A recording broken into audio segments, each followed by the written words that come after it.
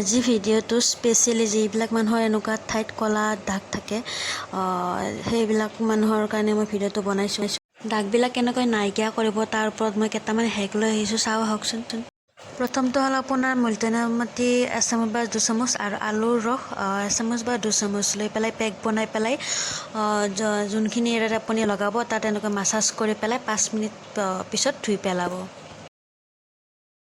দ্বিতীয়টো হ'ল আপোনাৰ বেচন এচামুচ বা 2 চামুচ লৈ ল'ব চাওক, আৰু আপোনাৰ ভিনেগাৰ যিকোনো ভিনেগাৰ লৈ যাব। ভিনেগাৰ তাৰ লগত মিলাই পেলাই এচামুচ বা 2 চামুচ পেক বনাই পেলাই যোনখিনি আপুনি ঠাইত লগাব তাত আপুনি মাছাজ কৰিব 5 মিনিট বা 10 মিনিট লগাই পেলাই ধুই পেলাব। 3 নম্বৰটো হ'ল আপোনাৰ বিটৰুট, মানে বিটৰ আপুনিতো বুজিয়ে পাইছে এইটো কি হয়। তাৰ ৰস উলিয়াই ল'ব চুৰকি পেলাই এচামুচ বা 2 চামুচ। তাৰপিছত আলুৰ ৰস লৈ ল'ব এচামুচ বা 2 চামুচ, যিমানখিনি আপুনি বনাব আৰু তাৰ লগত আপুনি মিক্স কৰিব। ময়দা এচামুচ বা 2 চামুচ মিক্স কৰি পেলাই পেক বনাই পেলাই আপুনি 5 মিনিট মাছাজ কৰিব, যি এৰিয়াত আপুনি লগাই পেলাই ধুই পেলাব। 4 নম্বৰটো হ'ল আপোনাৰ এনেকুৱা এটা আলু লৈ ল'ব, ভালকৈ ধুই ল'ব, সৰু হওক বা ডাঙৰ হওক, যাতে আপুনি ধৰিব পাৰে সেই আলু টুকুৰা।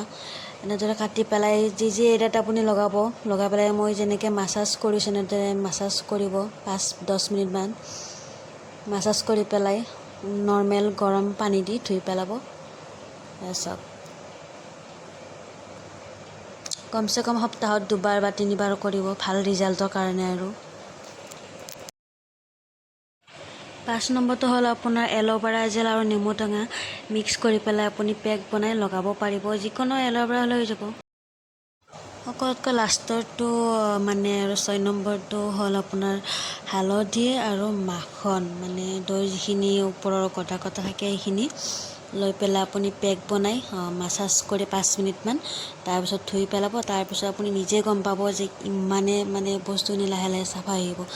সপ্তাহত আপোনাৰ 1বাৰ বা 2বাৰ কৰি ল'ব।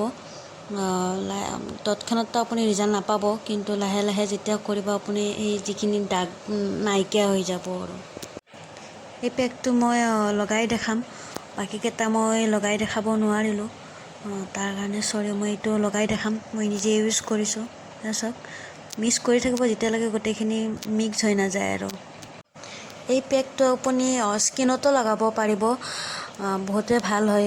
স্কিনত লগালে আপোনাৰ যদি গালত যদি ক'লা দাগ আছে সেইবিলাক লাহে লাহে নাইকিয়া হৈ আহিব। আপুনি ট্ৰাই কৰি চাব, তাৰপিছত ৰিজাল্ট আপুনি নিজে গম পাব।